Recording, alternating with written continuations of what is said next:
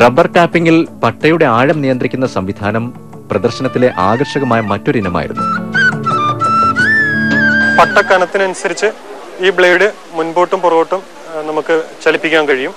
തുടർന്ന് ഈ ഹാൻഡിൽ ഇത് ഇടതുവശത്തേക്കോ വലതുവശത്തേക്കോ മുകളിലേക്കോ താഴേക്കോ അനായാസം വെട്ടാനുള്ള സൗകര്യം ഇതിനകത്തുണ്ട്.